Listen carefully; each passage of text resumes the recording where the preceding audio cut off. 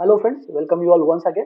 सो market Sarathi के इस YouTube channel में आपका स्वागत है, जिसमें हम बात करते हैं स्टॉक मार्केट के बारे में, इकोनॉमी के बारे में, ग्लोबल इकोनॉमिक इंडिकेटर्स के बारे में और फाइनेंशियल मार्केट और पर्सनल फाइनेंस से जुड़ी कई बातों के बारे में हम लोग डिस्कस करते हैं। और उसी सीरीज में हमारा एक और टॉपिक है, that's the NISM certification program, जिसकी बारे में सारे सर्टिफिकेट्स पे हम लोग वीडियोस लाते रहते हैं। एंड उसी सीरीज में इक्विटी डेरिवेटिव सीरीज 8 का जो ये जो मॉड्यूल है, इस मॉड्यूल की थर्ड यूनिट के बारे में मैं डिस्कस करने वाला हूँ, जिसके थ्रू आपको ये समझ में आएगा कि फॉरवर्ड एंड फ्यूचर्स होते क्या है, जो कि थर्ड यूनिट का पार्ट है। और इस पर्टिकुलर वीडियो के बाद आपको फॉरवर्ड एंड फ्यूचर के बारे में अच्छी जानकारी हो जाएगी, साथ ही आप एग्जाम भी दे पाएंगे with with the learnings from this particular video and friends। इसी तरह के और भी वीडियोस प्लस स्टॉक मार्केट से रिलेटेड सारी जानकारी के लिए इस यूट्यूब चैनल को जरूर सब्सक्राइब कर लें। अगर आप इसे सब्सक्राइब करते हैं, इस वीडियो को लाइक करते हैं और शेयर करते हैं, तो इससे हमें और मोटिवेशन मिलता है, जिसके थ्रू हम और ज्यादा आपके लिए वर्कआउट कर पाए फ्रेंड्स। तो ज्यादा समय खराब ना करते हैं, हम आगे बढ़ते हैं और हम सीधी बात करते हैं unit number 3 of NISM equity derivative 8 series की थर्ड यूनिट, जो कि फॉरवर्ड एंड फ्यूचर्स के बारे में है friends. So let's begin this discussion. So introduction of forward and futures क्या है। सो फ्रेंड्स, अगर हम बात करें फॉरवर्ड एंड फ्यूचर्स, तो एक प्रकार से वी कैन से कि ये डेरिवेटिव कॉन्ट्रैक्ट्स हैं। डेरिवेटिव जिसके बारे में ऑलरेडी प्रीवियस वीडियोस में मैं डिस्कस कर चुका हूं। अगर आपने प्रीवियस वीडियोस नहीं देखे तो प्लीज उन प्रीवियस वीडियो को देख लीजिए before watching this particular video, ताकि आपको पूरा जो कॉन्सेप्ट है, जो हम लोग समझाना चाह रहे हैं, वो आपको समझ में आ सके। तो फ्रेंड्स, फॉरवर्ड एंड फ्यूचर्स वैसे तो 4 डेरिवेटिव्स होता है, उसमें उन 4 डेरिवेटिव्स में जो फर्स्ट 2 डेरिवेटिव्स है वो है फॉरवर्ड एंड फ्यूचर्स। और फॉरवर्ड क्या है, कैसे आया, उसके बाद फ्यूचर्स में कैसे इवोल्यूशन हुआ, हम इस पर्टिकुलर वीडियो में पूरा डिस्कशन करेंगे फ्रेंड्स। सो इस वीडियो का एजेंडा और फिर टॉपिक का एजेंडा है टू अंडरस्टैंड द इंट्रोडक्शन और the forward and futures. And then pay off chart कैसे कैलकुलेट होता है फ्यूचर्स का, उसके बाद फ्यूचर की प्राइसिंग कैसे डिसाइड होती है, like cash and carry model है, whether it is expectancy model है, और वी कैन से कॉन्टेंगो और बैकवर्डेशन की है क्या, इसके बारे में मैं डिस्कस करूंगा वीडियो के एंड में। कमोडिटी इक्विटी इंडेक्स फ्यूचर्स में से हम स्पेसिफिकली निफ्टी 50 और से निफ्टी फ्यूचर्स के इस कॉन्ट्रैक्ट स्पेसिफिकेशन पे बात करेंगे फ्रेंड्स। साथ ही बात करें फ्यूचर्स को आप कैसे यूज कर सकते हो, how you can use it for hedging purpose, for arbitrage और फॉर स्पेकुलेशन और for trading on your own. So this वे ये जो सारे टॉपिक्स हैं हम लोग इस पर्टिकुलर वीडियो में कवर करने वाले हैं। सो एंड तक जरूर देखिएगा वीडियो को, ताकि आप इन सारे टॉपिक्स को कवर कर सकें और इन्हें समझ सकें। सो पहले सबसे पहले शुरुआत करते हैं फॉरवर्ड कॉन्ट्रैक्ट की। तो फॉरवर्ड कॉन्ट्रैक्ट है क्या friends? Just it is a kind of an agreement between you can say two parties say. आपने अपने फ्रेंड्स के साथ एक एग्रीमेंट किया कि आप अपने फ्रेंड्स को कुछ चीजें सप्लाई करने वाले हैं for a particular date and for a particular given time, or say date and time is okay, and then a quality and the quantity of a particular the grocery से, और you can say कोई भी grocery और से food grains और किसी भी item के लिए आपने एक बायलेटरल कॉन्ट्रैक्ट कर लिया, जिसमें कि आप अपने फ्रेंड्स को कुछ पर्टिकुलर ग्रोसरी सप्लाई करने वाले हैं पर्टिकुलर डेट पर इस with fix quantity, and then आप उसकी प्राइसिंग फिक्स कर लेते हैं। और ये जो कॉन्ट्रैक्ट है बायलेटरल है, मतलब यहाँ पर आप और आपके फ्रेंड्स के बीच में कोई है नहीं, आप डायरेक्टली आपने कॉन्ट्रैक्ट कर रखा है। एंड ये जो कॉन्ट्रैक्ट में आपने क्या किया है, आपने अपने फ्रेंड से एक मार्जिन मनी रखवा लिया है कि आप मुझे कुछ टोकन मनी दे दीजिए ताकि मैं आपको वो सप्लाई कर सकूं। नाउ यहाँ पर ये दो जो फ्रेंड्स हैं, यहाँ पे फ्रेंड्स, इन दोनों ने आपस में एक बायलेटरल कॉन्ट्रैक्ट किया है फॉर व्हाट, एक इवेंट के लिए जो कि फ्यूचर में होने वाला है। फ्यूचर में होने वाला है विच एवर इवेंट से इन्हें किसी ग्रोसरी का डिलीवरी करना है और व्हाट्स एवर यू कैन से। तो उस तरह से कोई आपको से कोई शेयर्स ही खरीदना है कि मैं आपसे फिजिकल शेयर्स खरीद लूंगा। This is kind of fictional example which I am taking as of now. So यहाँ पर दो पार्टी के बीच में एक बायलेटरल कॉन्ट्रैक्ट होता है, जिसमें कि कोई थर्ड पार्टी इन्वॉल्व नहीं होती, दो डायरेक्ट पार्टी कॉन्ट्रैक्ट करती है। अब यहाँ पर पर्टिकुलरली प्रॉब्लम ये है कि ये जो कॉन्ट्रैक्ट है, इसमें डिफॉल्ट के चांसेस हैं, यहाँ पे काउंटर पार्टी डिफॉल्ट कर सकती है, यहाँ पे लिक्विडिटी की प्रॉब्लम है, या फिर यहाँ पे और other quality specification related problem हो सकती है। अब ये फॉरवर्ड कॉन्ट्रैक्ट, ये क्या है, एक forward contract. Forward contract is what, future contract से पहले फॉरवर्ड कॉन्ट्रैक्ट से शुरुआत हुई, एंड फ्यूचर फॉरवर्ड कॉन्ट्रैक्ट में जो प्रॉब्लम्स आती थी, देन उसे सॉल्व करने के लिए हम फ्यूचर कॉन्ट्रैक्ट पे आए। Now forward contract is a derivative. अब डेरिवेटिव किस पर बेस्ड है, एक अंडरलाइन ले से हमने किसी भी असेट को या किसी कमोडिटी को एक अंडरलाइन माना, उस अंडरलाइन को सप्लाई करने और उस अंडरलाइन को खरीदने या बेचने का हमने एक कॉन्ट्रैक्ट कर लिया bilateral. So this is what forward contract. उसके लिए कुछ अमाउंट पहले दे दिया एंड कुछ अमाउंट जब कॉन्ट्रैक्ट पूरा होगा तब हम देने वाले हैं। So this is forward contract. अब यहाँ पर इसेंशियल आइडिया क्या है, यहाँ पर कि जो भी पर्टिकुलर कमोडिटी और से असेट का कोई जिसे बेचना है, उसे एक पर्टिकुलर बायर मिल जाता है अप फ्रंट में, और जिन्हें खरीदना है उन्हें भी एक पर्टिकुलर सेलर मिल जाता है अपफ्रंट में। और यहाँ पर दोनों की म्यूचुअल अंडरस्टैंडिंग से फ्यूचर में भले मार्केट में उस पर्टिकुलर कमोडिटी या एसेट क्लास का प्राइस ऊपर या नीचे हो, उनका जो भाव है, उनका जो प्राइस है, वो आज की तारीख में, मतलब आज की तारीख में यहाँ डिसाइड हो जाता है। तो this is what basically concept कि हम आज की तारीख में आने वाले फ्यूचर पे क्या रहने वाला, फ्यूचर में क्या होने वाला है, उस पर उस पर्टिकुलर कमोडिटी को सप्लाई और demand I mean to sell और बाय करने का कॉन्ट्रैक्ट हम आज एंटर कर रहे हैं with a specific quantity, with a specific price and specific date. So friends, यहाँ पर ये फॉरवर्ड कॉन्ट्रैक्ट में एक प्रॉब्लम है, जो कि ये बताता है कि यहाँ पे बायलेटरल कॉन्ट्रैक्ट है। अब मान लीजिए एक पार्टी यहाँ पे डिफॉल्ट कर देता है, लिक्विडिटी रिस्क आ जाता है या फिर क्वालिटी रिलेटेड इश्यू आ जाता है, तो यहाँ पर आपका सॉल्यूशन कहीं हो नहीं सकता। तो उसके लिए फिर हम लोग फ्यूचर कॉन्ट्रैक्ट्स पे आते हैं। तो उसमें लिमिटेशंस में क्या क्या है? सबसे पहला है फॉरवर्ड कॉन्ट्रैक्ट का लिमिटेशन है लिक्विडिटी से। अब मुझे कोई कॉन्ट्रैक्ट करना है या से मेरे पास एक पर्टिकुलरली कॉटन का कोई फसल है, उस पर्टिकुलर कॉटन की जो क्रॉप्स है उसे मुझे इन एडवांस किसी को सेल करना है। Say the cotton crops are there in my farm, अभी फार्म में ही है, अब उसे मुझे सेल करना है। तो अब मुझे मान लीजिए फॉरवर्ड कॉन्ट्रैक्ट के थ्रू सेल करने जाता हूँ, तो हो सकता है मुझे कोई बायर ना मिले। सो this is what the problem, कि ये एक लिक्विडिटी इशू यहाँ पर होता है इन फॉरवर्ड कॉन्ट्रैक्ट। दूसरा है counter party risk. Counter party risk कैसे हो सकता है, मैं आपको समझाने की कोशिश करता हूँ। काउंटर पार्टी रिस्क कि मैंने अपनी पर्टिकुलरली क्रॉप या कमोडिटी को बेचने का किसी से काउंटर कॉन्ट्रैक्ट कर लिया। नाउ इन दिस कॉन्ट्रैक्ट अगर कमोडिटी के भाव बहुत तेजी से घट जाते हैं, तो जिससे जिन्हें मुझे बेचने का कॉन्ट्रैक्ट किया एक स्पेसिफिक प्राइस पर, वो हो सकता है डिफॉल्ट कर जाए, बिकॉज मार्केट में उससे कम प्राइसेस में वो कमोडिटी या वो असेट अवेलेबल है, एंड देन मैंने जो प्राइस फिक्स किया था वो मुझे प्राइस ना मिले। या हो सकता है कि इस कॉन्ट्रैक्ट में मैं खुद भी डिफॉल्ट कर जाऊं, जिससे कि दूसरे को प्रॉब्लम हो जाए। सो दिस इज आई मीन अगर कमोडिटी के प्राइस ऊपर चले जाए तो मुझे नुकसान हो सकता है। So and that I mean in a both way it is right और रॉन्ग कि यहाँ पर दोनों पार्टी डिफॉल्ट कर सकती है। सो ये काउंटर पार्टी रिस्क यहाँ पर हमेशा बना रहता है, जो कि अगले कॉन्ट्रैक्ट, जो कि फ्यूचर कॉन्ट्रैक्ट में नहीं होता है। लैक ऑफ ट्रांसपेरेंसी कि क्वालिटी किस तरह का रहेगा कमोडिटी का और असेट का, एंड देन टाइमिंग पे क्या रहेगा, पेमेंट के मोड्स क्या होंगे, एंड बहुत सारी चीजें जो कि ट्रांसपेरेंट नहीं होती, जो कि थर्ड पार्टी और एक्सचेंज के आने से ट्रांसपेरेंट हो जाती है friends. And then settlement complication as it done directly between two parties, मतलब दोनों पार्टी से बीच में डायरेक्ट सेटलमेंट हो रहा है, तो कहीं ना कहीं कुछ सेटलमेंट प्रॉब्लम्स आ सकती है। सो इन सभी का सॉल्यूशन होता है एक्सचेंज ट्रेडेड कॉन्ट्रैक्ट। तो फॉरवर्ड कॉन्ट्रैक्ट का ही स्वरूप है फ्यूचर कॉन्ट्रैक्ट, जो कि एक्सचेंज पर ट्रेड होता है। एक्सचेंज पर ट्रेड होने में यहाँ पर एक थर्ड पार्टी इन्वॉल्व हो जाती है, जिसे कि हम स्टॉक एक्सचेंज कहते हैं, और स्टॉक एक्सचेंज को रिप्रेजेंट करने वाला होता है यहाँ पर क्लियरिंग कॉर्पोरेशन, जो कि पर्टिकुलरली थर्ड पार्टी के रूप में काम करता है forward for both the party. कि अगर आप बाय कर रहे हैं तो क्लियरिंग कॉर्पोरेशन आपको सेल कर देगा, अगर आप सेल कर रहे हैं कोई कॉन्ट्रैक्ट में तो उसे क्लियरिंग कॉर्पोरेशन आपके लिए बायर बन जाता है। सो नाउ ये एक कॉन्ट्रैक्ट बन जाता है, एग्रीमेंट, जिसमें कि थर्ड पार्टी का वेरिफिकेशन लग जाता है। से अब मुझे अगर अपना कोई कमोडिटी सेल करना है तो मैं एक्सचेंज पर भी बेच सकता हूँ, और जब मैं एक्सचेंज पर बेचने जाता हूँ तो ये जो कॉन्ट्रैक्ट कहलाता है futures. Now forward and futures are nothing but a thin line difference between forward and futures। कि forward में जो है bilateral कॉन्ट्रैक्ट है जिसमें कि कोई थर्ड पार्टी इन्वॉल्व नहीं है, लेकिन फ्यूचर जो कि एक्सचेंज ट्रेडेड कॉन्ट्रैक्ट है जहां पर थर्ड पार्टी से एक्सचेंज यहाँ पर मीडिएटर का वर्क करता है।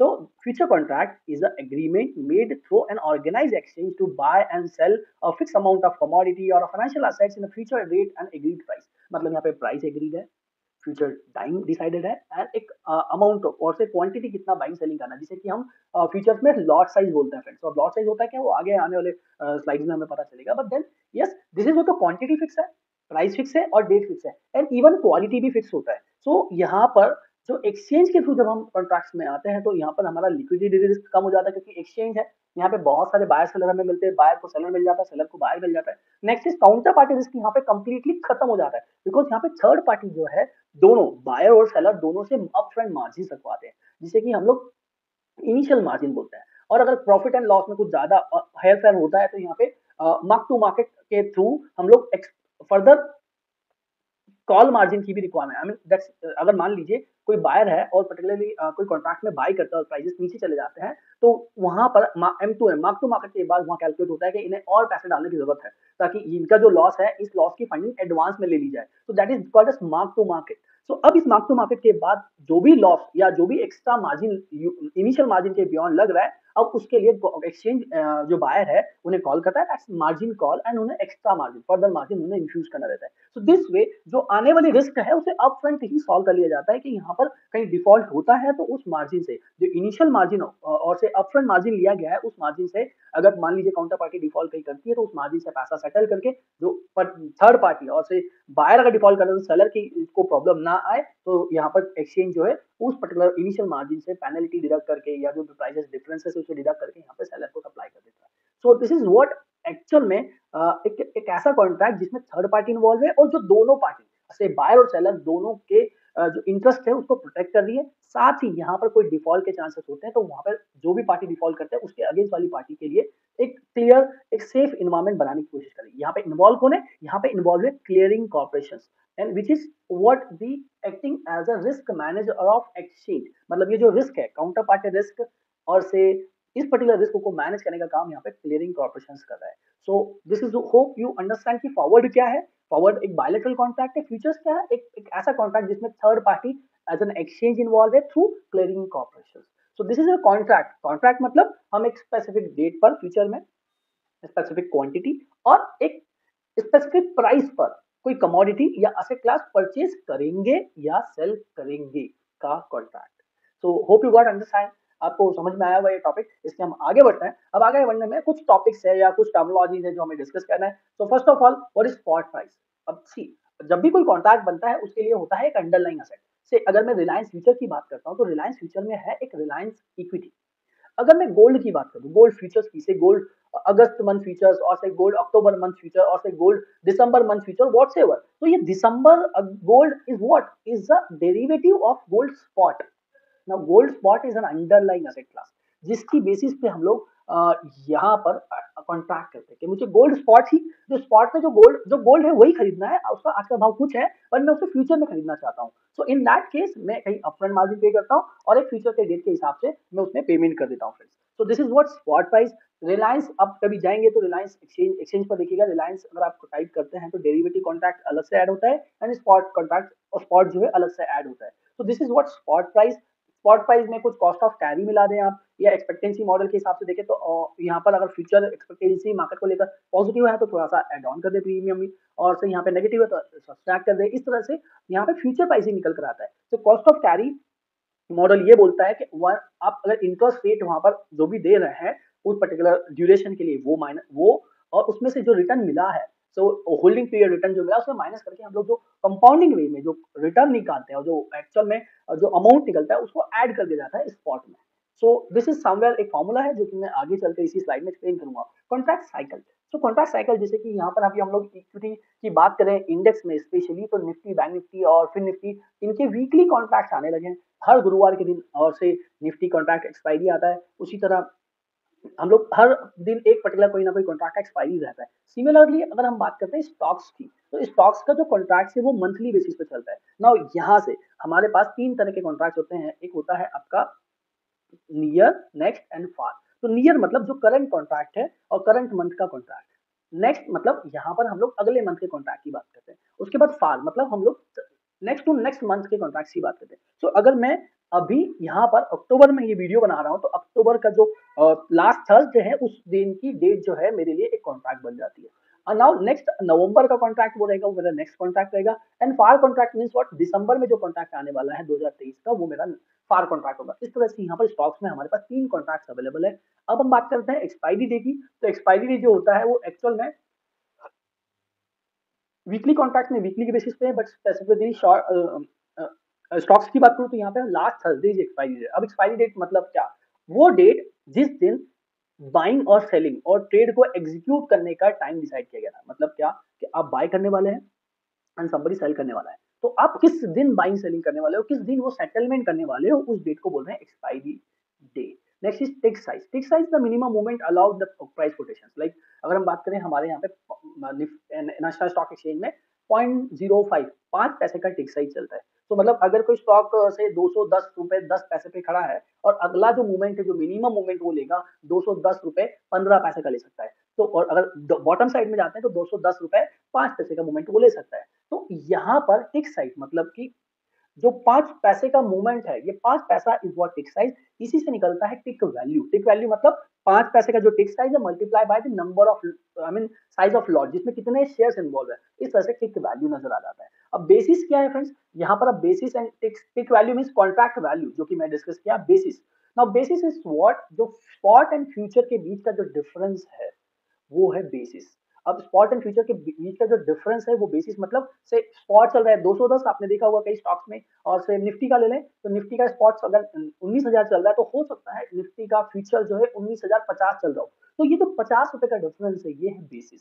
So next is cost of carry. क्या है cost of carry? Is what जो ये जो बेसिस है 50 रुपए का जो बेसिस है, ये निकलता है कॉस्ट ऑफ कैरी से अगर मुझे निफ्टी आज खरीदना है तो मुझे 19,000 पे करना होगा, बट मैं निफ्टी आज नहीं खरीदते हुए आज से एक महीने बाद का एक फ्यूचर कॉन्ट्रैक्ट ले लेता हूँ।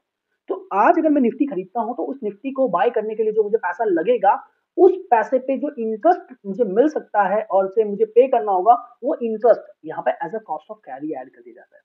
से मैं निफ्टी खरीदता हूँ 19,000 में, अब वो 19,000 में मैं निफ्टी ना खरीदते हुए मैं 19,000 का एक कॉन्ट्रैक्ट खरीद लेता हूँ जिसमें मात्र 20% मार्जिन देता हूँ, तो रिमेनिंग जो फंड है वो मेरे पास यूटिलाइज हो सकता है। तो उस जो रिमेनिंग फंड पे जो इंटरेस्ट मुझे मिल सकता है वो यहाँ पर इस पर्टिकुलर कॉन्ट्रैक्ट में ऐड हो जाता है। सो दिस वे ये 50 रुपए का बेसिस क्रिएट होता है। इसमें और भी कैलकुलेशन है, not only the cost of carry. Expectancy model के हिसाब से देखें तो यहाँ पर मार्केट के एक्सपेक्टेशंस को लेकर भी प्राइसेस डिसाइड होती है।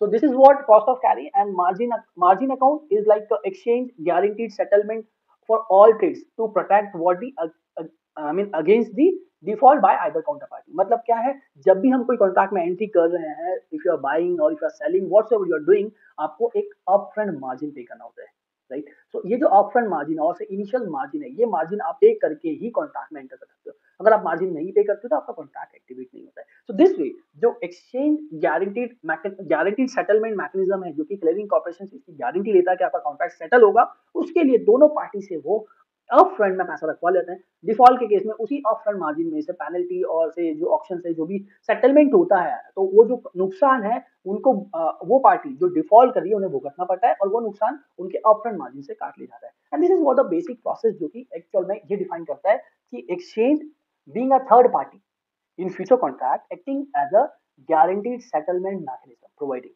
So this is what basic concept हो सकता है आपको अच्छे से समझ में आएगा अभी तक, और अगर समझ में आया है तो प्लीज इस वीडियो को लास्ट तक देखते रहिए और अभी भी बेल आइकन को जरूर प्रेस कर दीजिए ताकि इसी तरह के इन्फॉर्मेटिव कंटेंट्स आपको मिलते रहे और हम जो पर्टिकुलरली आपके लिए वर्क कर रहे हैं और उसके लिए हमें और ज्यादा मोटिवेशन मिले फ्रेंड्स। और प्लीज जो भी व्यक्ति आपका फ्रेंड्स हो, आपके रिलेटिव्स हो जो NISM के जो भी मॉड्यूल्स हैं वो क्लियर करना चाहते हैं, उसके बारे में समझना चाहते हैं, तो प्लीज उनके साथ ये वीडियो शेयर करें। साथ ही हम स्टॉक मार्केट एजुकेशन प्रोग्राम्स भी हैं हमारे, अगर आप उनसे भी ज्वाइन करना चाहते हो और say you want to learn about the stock market, तो चैनल को सब्सक्राइब करके हमें you can follow us for the more detail and detail मैंने आपको डिस्क्रिप्शन बॉक्स में दे दूंगा फ्रेंड्स। तो आगे बढ़ते हैं, मार्जिन अकाउंट के बाद हम चलते हैं open interest and volume. Open interest it's like will take the topic in detail in next slides और say next units, but still I can say कि ओपन इंटरेस्ट इज व्हाट, जितने लोगों का इंटरेस्ट अभी ओपन है, से somebody is buying and somebody is selling।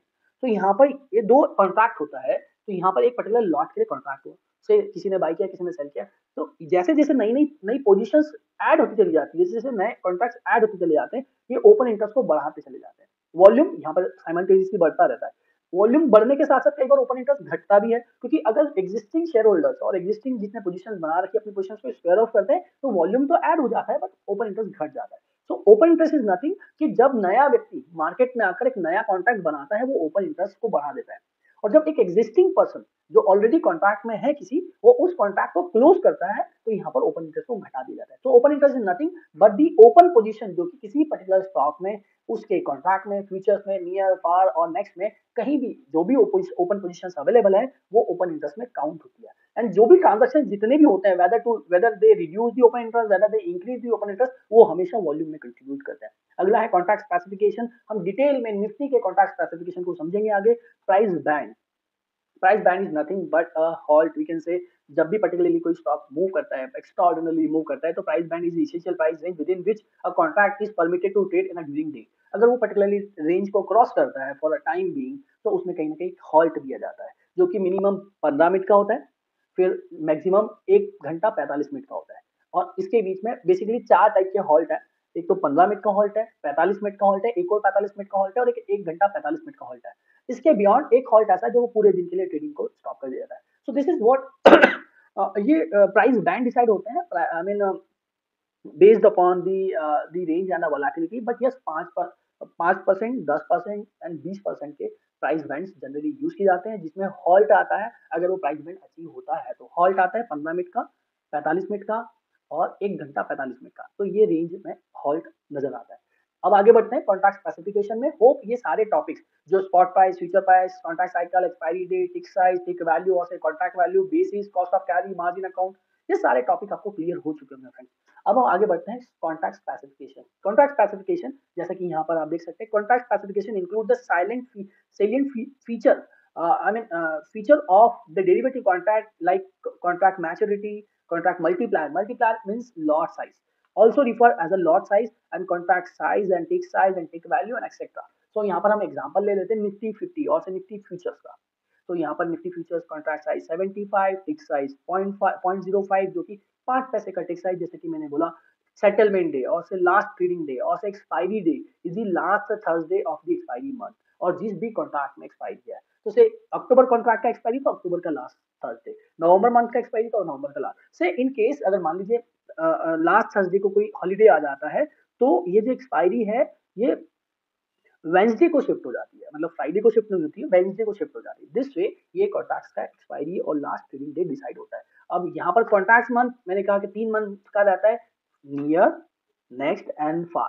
Next is daily settlement price. तो जो भी प्राइस होता है, जो भी प्राइस का क्लोजिंग होता है, वो लास्ट 30 मिनट्स का एवरेज टिक साइज लिया जाता है, उसके बाद उसका last daily settlement price decide होता है, उसी प्राइस के बेसिस पे यहाँ पे M2M कैलकुलेट किया जाता है। अब final settlement price is again जो लास्ट थर्सडे है, लास्ट थर्सडे की जो एक्सपायरी वाले दिन है, the settlement of the index is expiry on the date of the future contract. तो जिस दिन वो एक्सपायरी है उसी दिन उसका फाइनल सेटलमेंट प्राइस डिसाइड होता है। नाउ पोजीशंस हम क्या क्या कर सकते हैं future markets and forward markets में, बेसिकली फ्यूचर्स में, because forward is no more near for us as of now and we are basically trading on exchange itself. So अभी हमारे पास सारा फ्यूचर्स है। सो लॉन्ग पोजीशंस कि मुझे लगता है निफ्टी बाय जाने वाला है तो मैं फ्यूचर बाय कर लेता हूँ, मुझे लगता है रिलायंस ऊपर जाने वाला है तो मैं फ्यूचर का करंट मंथ, नेक्स्ट मंथ और फार मंथ का एक कॉन्ट्रैक्ट लॉन्ग कर लेता हूँ, तो that is the long position. अगर मुझे लगता है कि फ्यूचर्स में अगर रिलायंस जो है बियरिश होने वाला है तो मैं शॉर्ट पोजीशन बना लेता हूँ, और ये जो पोजीशन अगर ओपन है और से मैंने अपनी पोजीशन बाय की है उसको क्लोज नहीं किया है तो मेरा ओपन पोजीशन कहलाएगा, मैंने सेल किया उसे क्लोज नहीं किया तो मेरा ओपन पोजीशन कहलाएगा। अगर मैंने बाय किया है उसके अगेंस्ट मैंने सेल भी कर दिया है तो मेरा पोजीशन यहाँ पे क्लोज हो जाता है।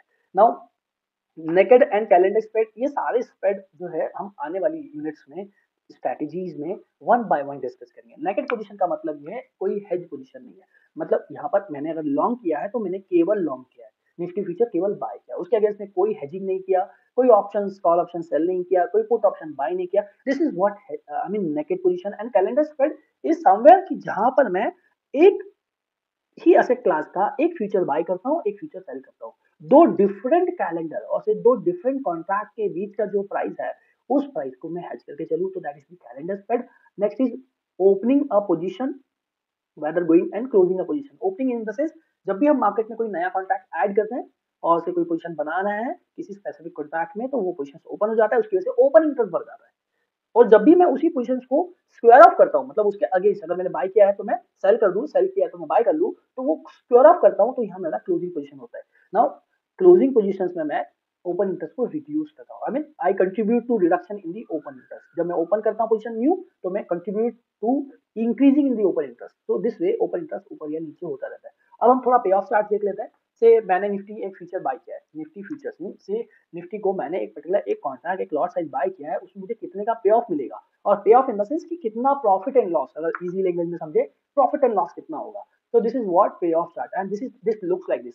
से अगर मैं किसी निफ्टी को ले लूं या किसी और एसेट को ले लूं जिसको मैंने 100 रुपीज पे बाय किया है, तो 100 पर मुझे no profit and no loss, very easy, I mean no need to be I mean आपको कैलकुलेशंस वगैरह इतना डीप में जाने की जरूरत नहीं है। Yes some questions will arise, कुछ ऐसे क्वेश्चंस आएंगे जो कि आपको थोड़ा डीप कैलकुलेशंस लगेगा, बट मोर ओवर मेरा मानना ये है कि इक्विटी डेरिवेटिव एग्जाम्स में उतना डीप कॉन्सेप्चुअल क्वेश्चंस नहीं आते हैं, direct straightforward profit and loss calculations के क्वेश्चंस आते हैं। So this is what we are discussing. तो 100 पे मैंने बाय किया, 90 अगर चला जाता है तो मुझे 10 रुपए का नुकसान होने लगता है।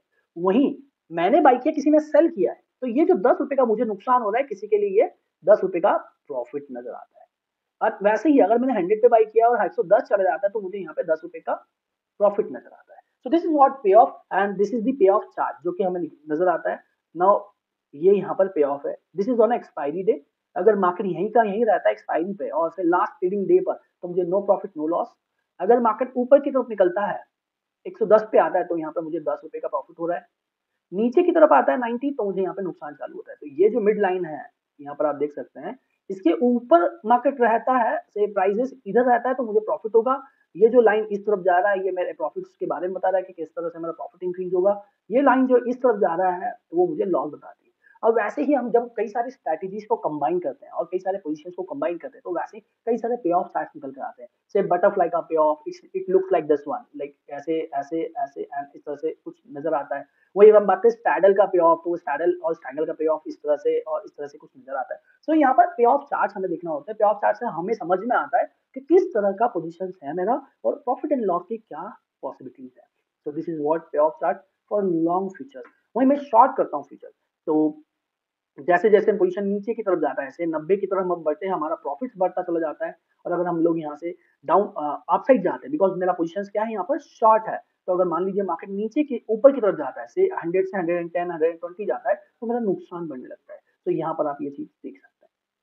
And if you wish to understand further more, आप और डिटेल में जानने के लिए आप इनका जो बुक है एनआईएसएम इक्विटी डेरिवेटिव सीरीज 8 का जो बुक है, वो भी आप डिटेल में पढ़ सकते हैं। उसका भी लिंक मैं डिस्क्रिप्शन बॉक्स में दे दूंगा फ्रेंड्स। सो आगे बढ़ते हैं प्राइसिंग पर। नाउ फ्यूचर हमने समझ लिया, फ्यूचर कॉन्ट्रैक्ट्स क्या है समझ लिया, कॉन्ट्रैक्ट स्पेसिफिकेशन समझ लिया, पे ऑफ चार्ट समझ लिया, पावर से फ्यूचर्स में आने की जरूरत क्यों पड़ा ये भी समझ लिया। अब हम चलते हैं प्राइसिंग पे। प्राइसिंग के दो मॉडल है, एक तो है आपका cost and cash and carry model. This is just like आपने कोई चीज बाय किया है, उसमें जस्ट आप एक इंटरेस्ट ऐड कर दो and that's it, and cost of carry add कर दो। Next is expectancy model. I mean this is what आपका एक्सपेक्टेशंस हो सकता है मार्केट से कि मार्केट पॉजिटिव है, मार्केट बेयरिश है, तो उसके बेसिस पे यहाँ पर दो तरह के मार्केट होते हैं। One is कॉन्टेंगो and one is backwardation. तो क्या है ये अभी हम आगे डिस्कस करेंगे, पहले कैश एंड कैरी मॉडल पे बात कर लेते हैं। तो what is cash and carry model? Cash and carry model is also known as non arbitrage model. इसके अकॉर्डिंग मार्केट में कोई आर्बिट्रेज अपॉर्चुनिटी नहीं है।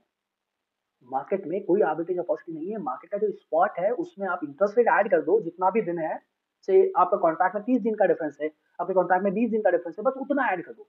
तो यहाँ पे आर्बिट्रेज अपॉर्चुनिटी नहीं होता है। दिस मॉडल ज्यूम के मार्केट बहुत एफिशिएंटली प्राइस्ड है।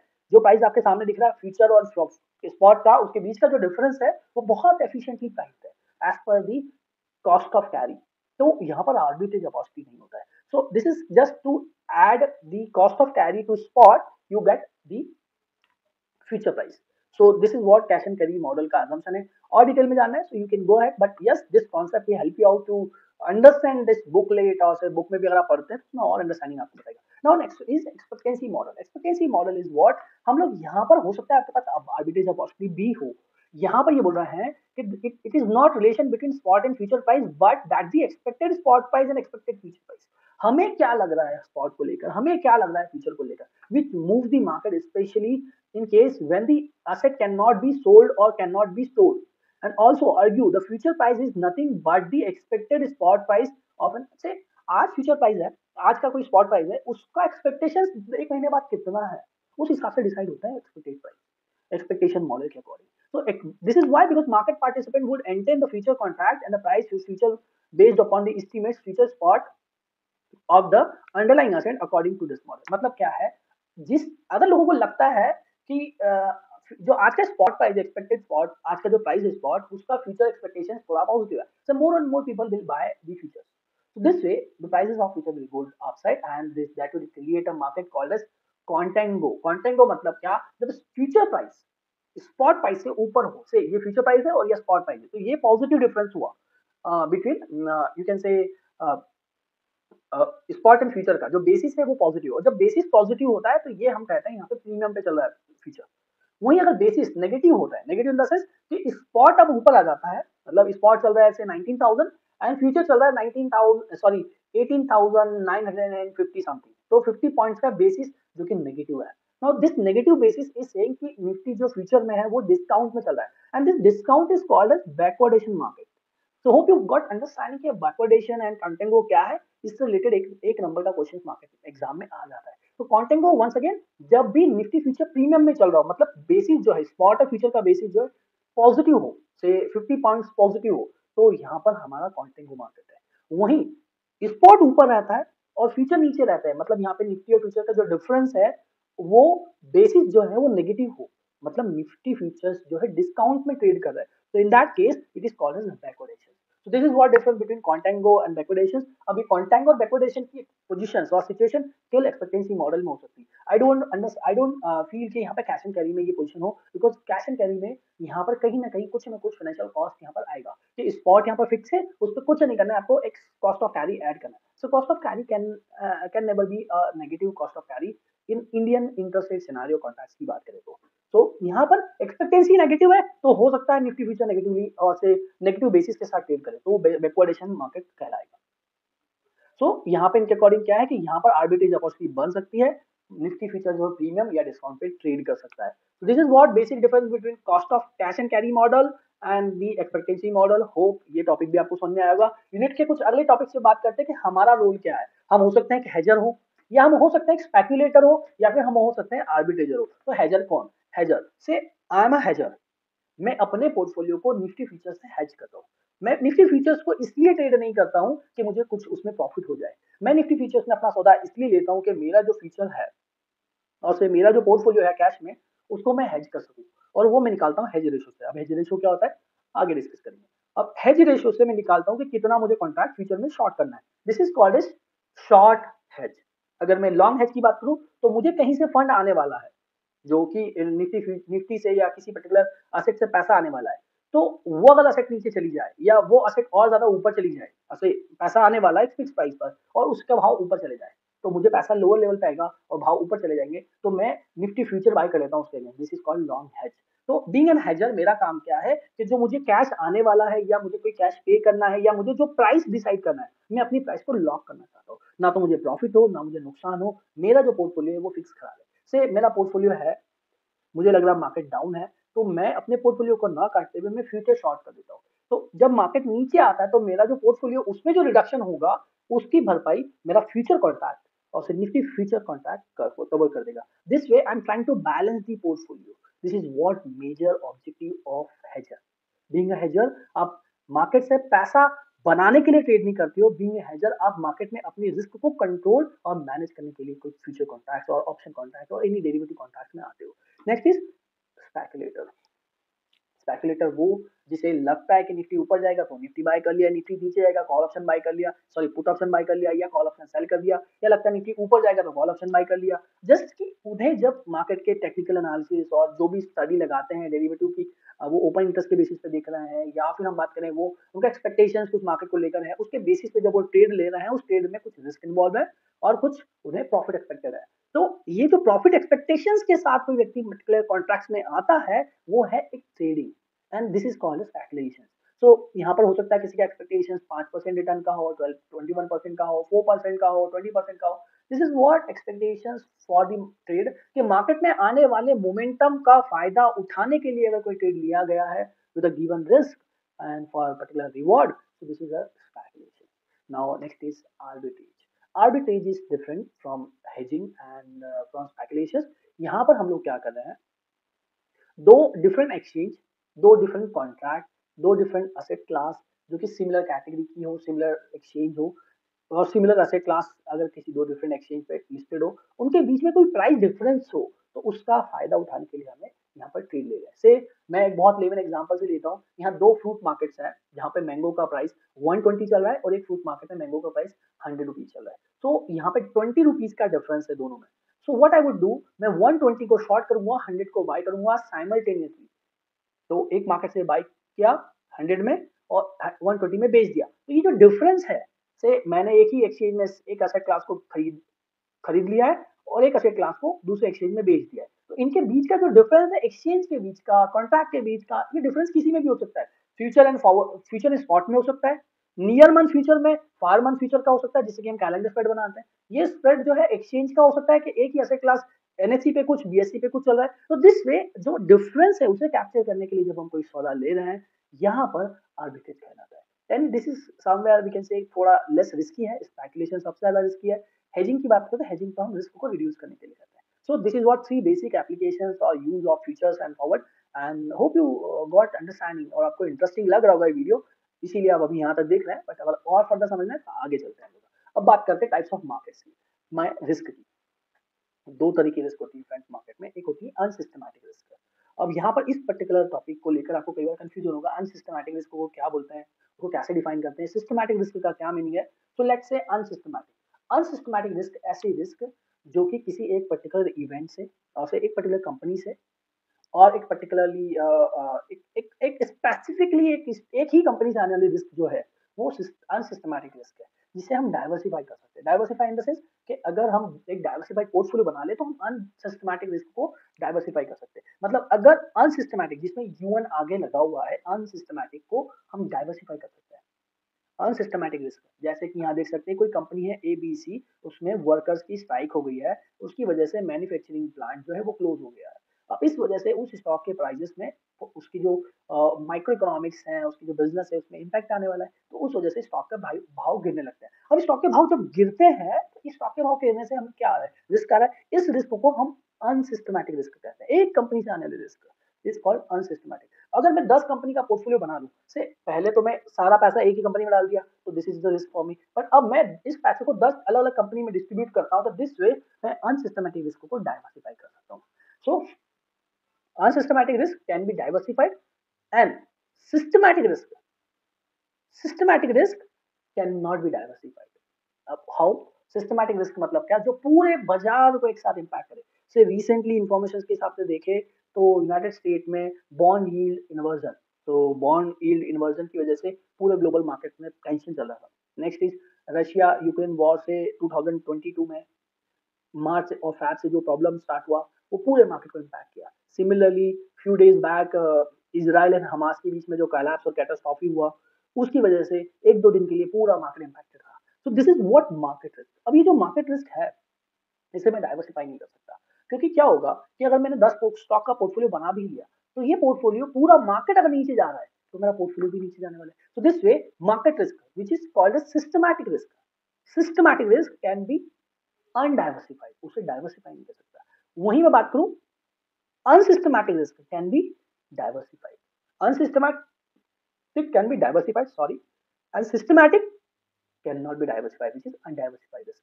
दिस वे हम लोग समझ में आया कि सिस्टमैटिक रिस्क एक स्टॉक से एनालिसिस, अनसिस्टमैटिक अनसिस्टमैटिक रिस्क एक स्टॉक से एनालिसिस, और सिस्टमैटिक रिस्क जो कि पूरे बाजार को जो इम्पैक्ट करती है।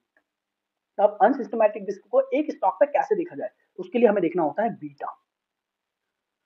अब बीटा क्या होता है? Beta is nothing but a risk quotient of the market. Like अगर स्टॉक 1% नीचे आता है, जैसे मार्केट 1% नीचे आता है और स्टॉक उसके अगेंस्ट में 1.5% नीचे आ जाता है, तो वो स्टॉक जो है मार्केट के कंपैरिजन में 1.5 टाइम्स रिस्की है।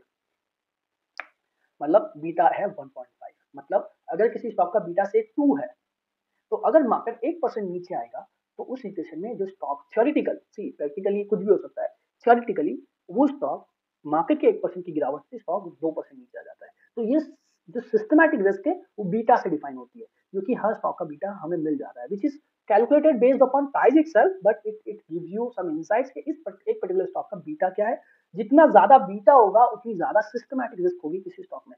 सर आईटीसी का बीटा कई सालों तक 0.6 से लेकर 0.7 के बीच में रहा। मतलब मार्केट ऊपर जाए या नीचे जाए, आईटीसी बहुत कम मूव करता था। सो मार्केट ने 1% मूव लिया, तब जाके आईटीसी में 0.7% का मूव आता था। मार्केट 1% गिरता है, तब जाके आईटीसी 0.7% गिरता है। So this is what systematic risk which is deriving from market, and इसका कैलकुलेशन होता है जो कि एक्सेल शीट में होता है, that is the calculation of slope. So X axis and Y axis, के एक्स एक्सिस में क्या चेंज आए, ताकि उससे वाई एक्सिस में क्या चेंज आ रहा है, उससे निकलता है slope. So this is slope is beta. अब आपको डिटेल में समझना है तो you just come and subscribe market Saathi, will bringing that video as well in upcoming days. So this is what systematic risk and unsystematic risk is clear. अब हम बात करते हैं हम लोग जो पोर्टफोलियो को हेज करें। जैसा कि मैंने बोला कि मैं अपने कैश के पोर्टफोलियो को निफ्टी फ्यूचर से हेज करूं, कि मुझे पोर्टफोलियो मैंने बाय कर रखा है, वो पोर्टफोलियो मुझे लग रहा है कि मार्केट नीचे जाने वाला था, मैं पोर्टफोलियो को ना काटते हुए फ्यूचर शॉर्ट कर दूं, तो कितना फ्यूचर शॉर्ट करूं?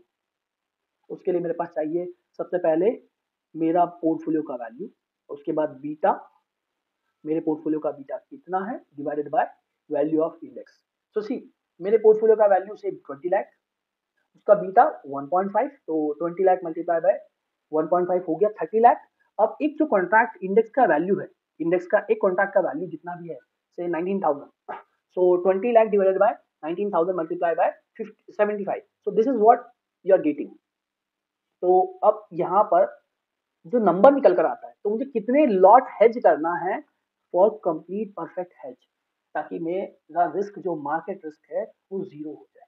सो this is what hedge ratio हम लोग कैलकुलेट करते हैं, देन हम डिसाइड करते हैं। आई रिपीट वंस अगेन, मेरा पोर्टफोलियो का साइज जितना है, वो मेरा पोर्टफोलियो कितना सेंसिटिव है, से मेरा पोर्टफोलियो का बीटा 1.5 है, तो मेरा पोर्टफोलियो निफ्टी के कंपैरिजन में 155 गुना ज्यादा सेंसिटिव है। तो मेरा पोर्टफोलियो भले ही 20 लाख का है, लेकिन वो 30 लाख की वैल्यू के बराबर का मूवमेंट देगा व्हेन निफ्टी विल मूव।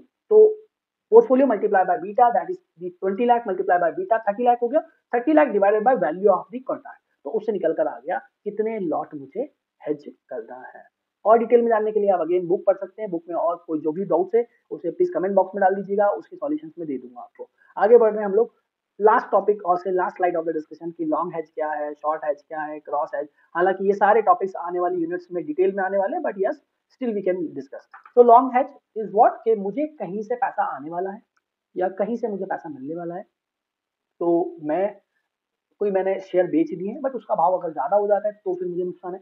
तो उस शेयर को बेचने से जो पैसा आ रहा है उस पैसे को हेज करना है, तो मैं फ्यूचर बाय कर लेता हूँ, दिस इज लॉन्ग हेज। या मेरा पोर्टफोलियो है, उस पोर्टफोलियो का कोई वैल्यू है, मुझे लग रहा है मार्केट डाउन जाने वाला है, तो उस डाउन जाने वाले पोर्टफोलियो को हेज करने के लिए मैं निफ्टी को बेच देता हूँ, तो this is called short hedge. वहीं अगर हम बात करें क्रॉस हेज, अब व्हाट इज क्रॉस हेज।